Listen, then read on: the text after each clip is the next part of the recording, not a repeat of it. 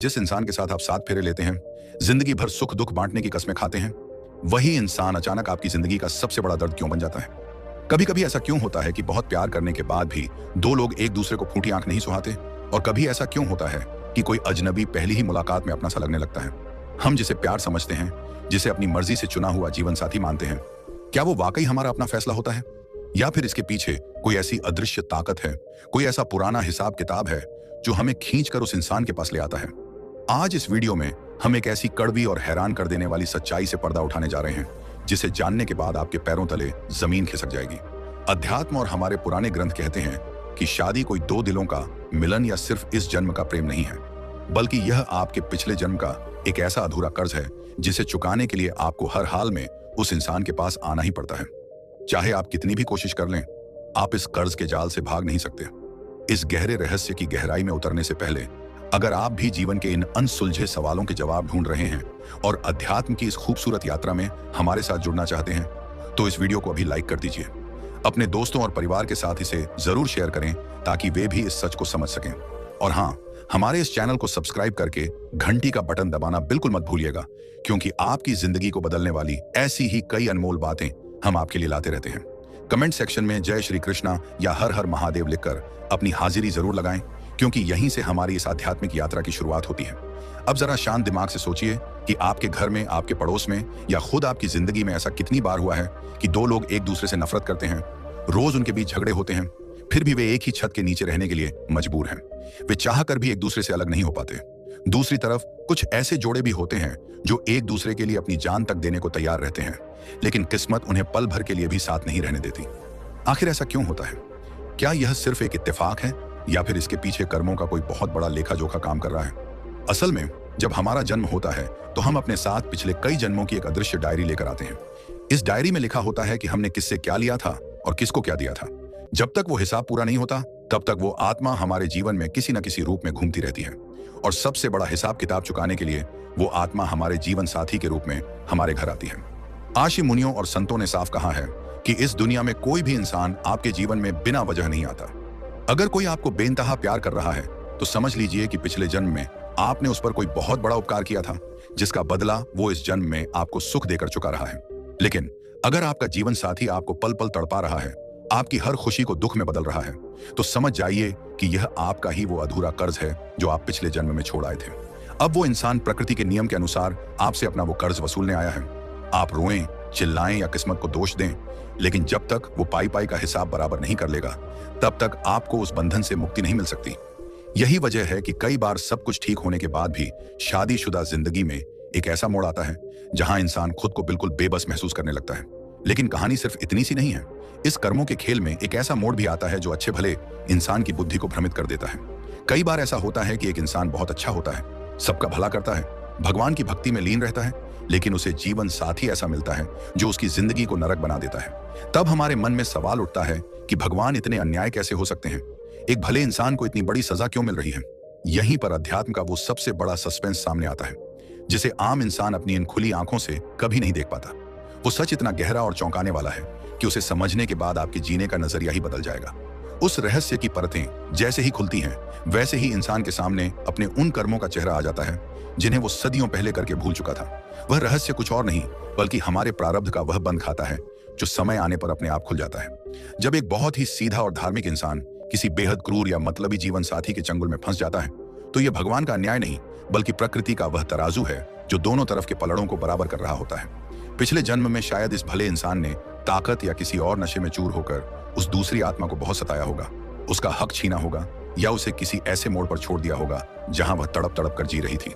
वही तड़प, वही अधूरी इच्छा और वही नफरत एक अदृश्य डोर बनकर इस जन्म में दोनों को दोबारा आमने सामने खड़ा कर देती है। इस बार स्थितियां बिल्कुल बदल जाती हैं। जो कभी शिकारी था, वह आज शिकार बन जाता है, और जो कभी पीड़ित था, वह आज हिसाब वसूलने वाला बन जाता है। इस खेल को समझने के लिए हमें कर्म की उस सूक्ष्म गति को देखना होगा जिसे हमारे पुराणों में लेन देन का अटूट नियम कहा गया है। हैरानी की बात यह है कि जब यह हिसाब किताब चल रहा होता है, तो दोनों ही इंसानों को होश नहीं होता कि वे ऐसा क्यों कर रहे हैं। तंग करने वाले जीवन साथी को लगता है कि वह अपनी मर्जी से गुस्सा कर रहा है या धोखा दे रहा है, और सहने वाले को लगता है कि उसकी किस्मत ही खराब है। लेकिन असलियत में दोनों ही उस अदृश्य धागे की कठपुतलियां होते हैं जिसे पिछले जन्मों के कर्म नियंत्रित कर रहे होते हैं। अध्यात्म कहता है कि जब तक आपके भीतर उस इंसान के प्रति गुस्सा, नफरत या बदला लेने की भावना रहेगी, तब तक यह कर्ज कभी खत्म नहीं होगा। अगर आप इस जन्म में भी रो रो कर, कोस कोस कर उस रिश्ते को जी रहे हैं, तो आप जाने अनजाने उस कर्ज के ब्याज को और बढ़ा रहे हैं, जिसका मतलब है कि अगले जन्म में फिर से यही कहानी नए किरदारों के साथ दोहराई जाएगी। इसी वजह से हमारे संतों ने कहा है कि जीवन साथी जैसा भी मिले, उसे अपने कर्मों का फल मानकर स्वीकार करना और शांत रहकर उस कर्ज को उतारना ही बुद्धिमान इंसान की निशानी है। मगर इस पूरी व्यवस्था में एक और बहुत ही दिलचस्प और डरा देने वाला मोड़ तब आता है जब कोई इंसान इस कर्ज से बचने के लिए जबरदस्ती रिश्ते को तोड़ देता है या भागने की कोशिश करता है। आज के जमाने में तलाक ले लेना या अलग हो जाना बहुत आम बात हो गई है, लेकिन अध्यात्म के नजरिए से देखें तो क्या वाकई कोई इंसान इस तरह पीछा छुड़ा सकता है? प्रकृति का नियम इतना पक्का है कि आप इस लोक की अदालतों से तो कागजी राहत पा सकते हैं, लेकिन उस परमेश्वर की अदालत का बही खाता कभी अधूरा नहीं रहता। जब कोई इंसान अपना कर्ज चुकाए बिना ही बीच रास्ते में रिश्ता तोड़कर भाग जाता है, तो वह कर्ज खत्म नहीं होता, बल्कि और गंभीर रूप ले लेता है। आने वाले समय में या अगले जन्म में वह कर्ज किसी ऐसी परिस्थिति या किसी ऐसे रूप में सामने आता है जहां इंसान के पास भागने का कोई रास्ता ही नहीं बचता। यही वह मोड़ है जहां आम इंसान सबसे बड़ी गलती कर बैठता है। वह सोचता है कि इस इंसान को अपनी जिंदगी से निकाल देने से उसके सारे दुख खत्म हो जाएंगे, लेकिन वह यह नहीं जानता कि समस्या उस इंसान में नहीं, बल्कि उस कर्ज में थी जो उन दोनों के बीच मौजूद था। जब तक वह कर्ज पूरी तरह से चुकता नहीं होगा, तब तक शांति मिल ही नहीं सकती।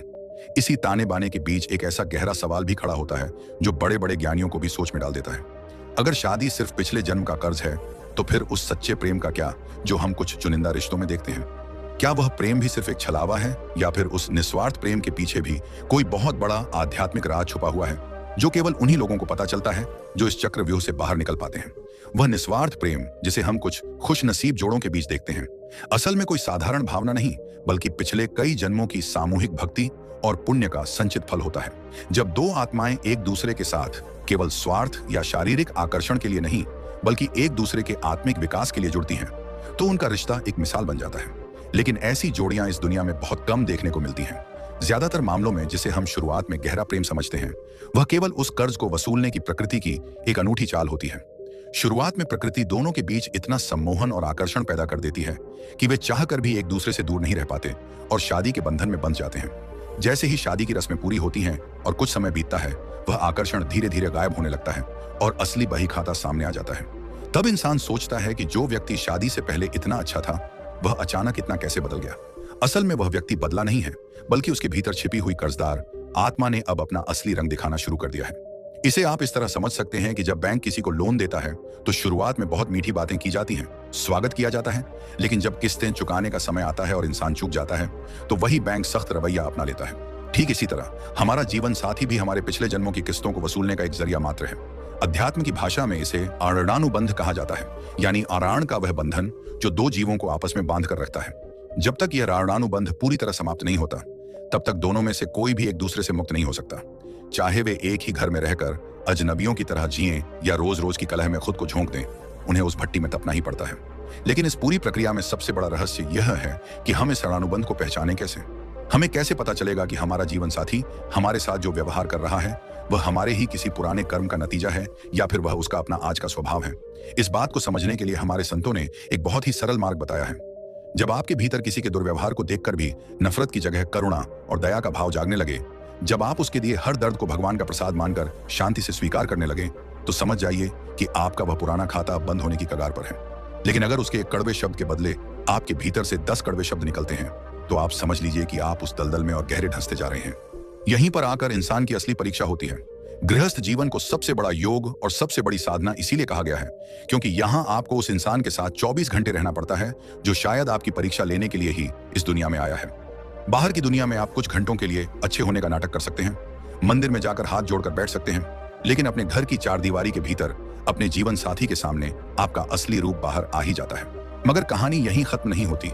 इस कर्म और कर्ज के खेल में एक ऐसी परिस्थिति भी आती है जो किसी भी इंसान की रूह को कंपा देती है। जब एक तरफा वफादारी और अंधा प्यार करने के बावजूद इंसान को सिर्फ और सिर्फ धोखा मिलता है, तब उस धोखे के पीछे छुपा अध्यात्म का कौन सा नया नियम काम कर रहा होता है, यह जानना हर उस इंसान के लिए जरूरी है जो आज के समय में इस दर्द से गुजर रहा है।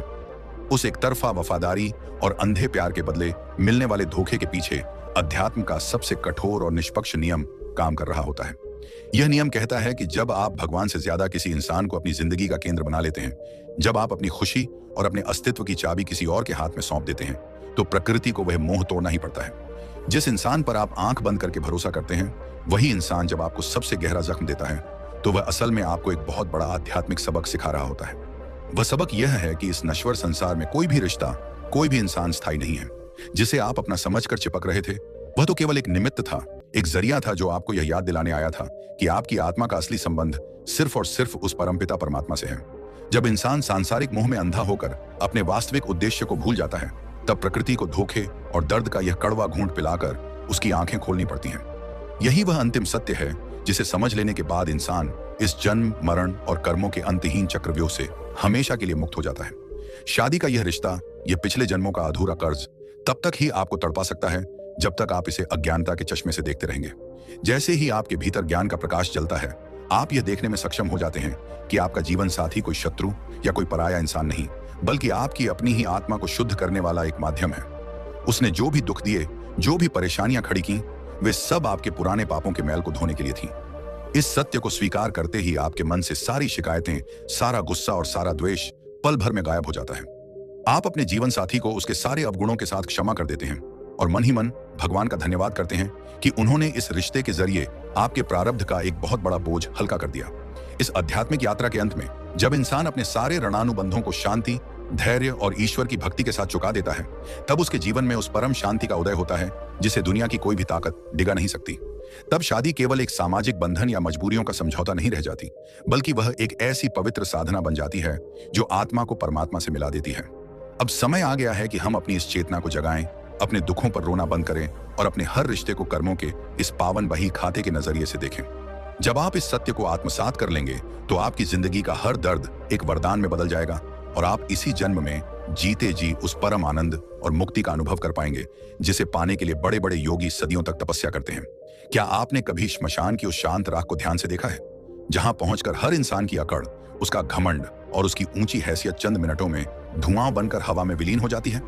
उस राख में राजा की हड्डियां भी होती हैं और रंग की भी, लेकिन कोई माई का लाल ये नहीं बता सकता कि इसमें से अमीर की राख कौन सी है और गरीब की कौन सी।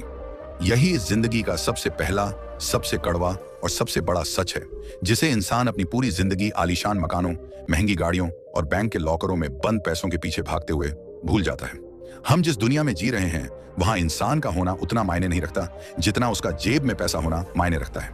आज के इस दौर में अगर आपकी जेब गर्म है, तो आपके अवगुण भी लोगों को हुनर दिखाई देते हैं, और अगर आपकी जेब खाली है, तो आपकी ईमानदारी और आपकी अच्छाई को भी लोग आपकी बेवकूफी का नाम दे देते हैं। यह समाज इतना खोखला हो चुका है कि यहाँ रिश्तों की बुनियाद खून के धागों से नहीं, बल्कि नोटों के बंडलों से तय होती है।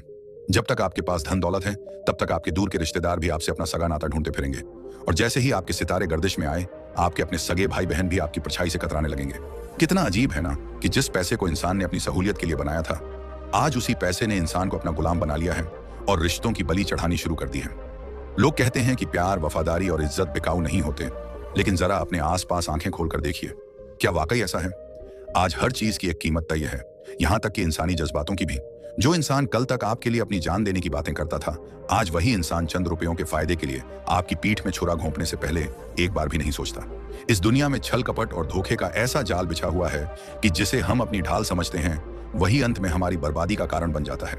लोग चेहरे पर शराफत का ऐसा नकाब ओढ़कर घूमते हैं कि उनके असली इरादों को भांप पाना बड़े बड़े ज्ञानियों के बस की बात भी नहीं रह जाती। मीठी बातें करना, सामने तारीफों के पुल बांधना और पीठ पीछे उसी इंसान की जड़ें काटना आज के समाज का सबसे पसंदीदा शगल बन चुका है। हम अक्सर दूसरों से वफादारी की उम्मीद करते हैं, लेकिन यह भूल जाते हैं कि इस मतलबी दुनिया में हर कोई अपनी सहूलियत और अपने स्वार्थ का सगा है। जब तक आपसे किसी का स्वार्थ सिद्ध हो रहा है, तब तक आप उनके लिए भगवान हैं, और जिस दिन आपका इस्तेमाल खत्म हुआ, उस दिन आपको मक्खी की तरह जिंदगी से बाहर फेंक दिया जाता है। इस कड़वी हकीकत को जितनी जल्दी इंसान समझ ले, वह उतने ही कम धोखे खाता है। लेकिन इंसान की फितरत ही ऐसी है कि वह बार बार उम्मीदों के उसी दलदल में गिरता है जहां सिर्फ और सिर्फ दर्द लिखा होता है।